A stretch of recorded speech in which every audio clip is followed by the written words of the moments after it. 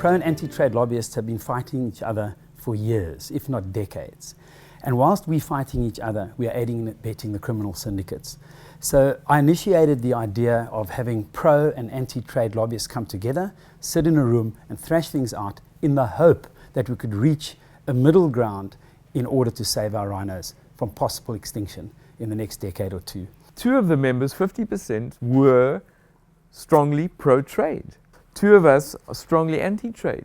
We've put our differences aside, we've been pragmatic, we've been reasonably logical about this, and we are now saying to everyone, this is also for you to claim ownership.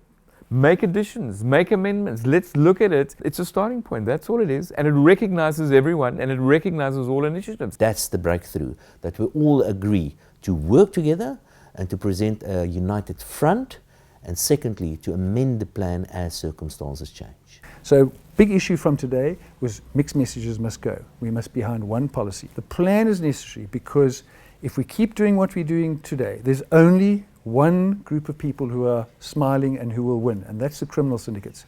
We have to take the criminal syndicates out of it.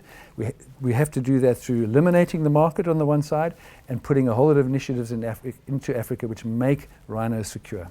One of the issues raised regarding the plan is that there were only 2 pro and 2 anti-trade lobbyists. The reason we chose to do it that way is the minute we start bringing in Private Rhino Owners Association, all of the other people, the more people, we'd be still sitting there week after week. So it's not this is our plan. We are putting it out to the pro-traders and the anti-traders, the Professional Rhinos Association of South Africa and so on, for their comment. And if they can improve on it, we would gladly invite their input. If we're going to solve the rhino crisis, we've got to come together at scale. And that does mean that we have to jettison the extreme fringes of both arguments. There's a couple of people on both sides who make the most noise and have the most amount of money, and they create divisions. We've got to get rid of those divisions. We have got to call it 90-95% of all stakeholders, come together behind one plan. It's a very inclusive, multifaceted approach.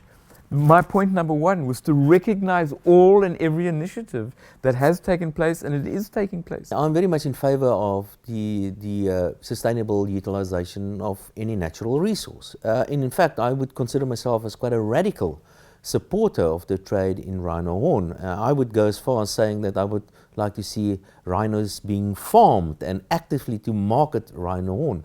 The reality is there are other people with another point of view, and while we're shouting at each other and while we're fighting each other, rhinos are getting slaughtered in South Africa. My position on this whole rhino story is that it's tragic that the stakeholders, and I'm talking about all stakeholders, are fragmented, and we give mixed messages because of our fragmentation, and we've got to get rid of this. What has evolved out of this is that it is highly unlikely that trade will happen anytime soon. I am pro-trade, but highly unlikely, realistically, that it's going to happen certainly by 2016 November CITES. With that in mind, the rhinos have 5 years, which they can ill afford. What are we going to do in the interim? And I believe as long as we are aiding and abetting the crime syndicates, we are losing this war hand over fist. We came to the conclusion through a logical and realistic assessment of the current situation.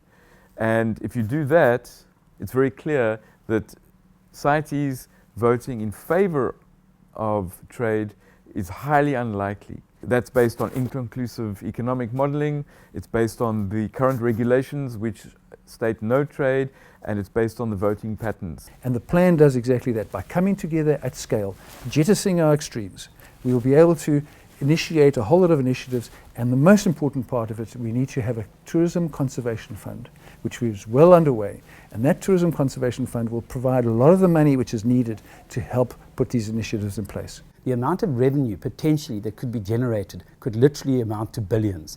That money will go to best practices in rhino conservation. The trade issue is off the table. We've got to now come up with pragmatic solutions, and the only solution is a comprehensive plan which addresses issues in Africa, in South Africa and in Asia. Each one of them needs a whole lot of different range of initiatives.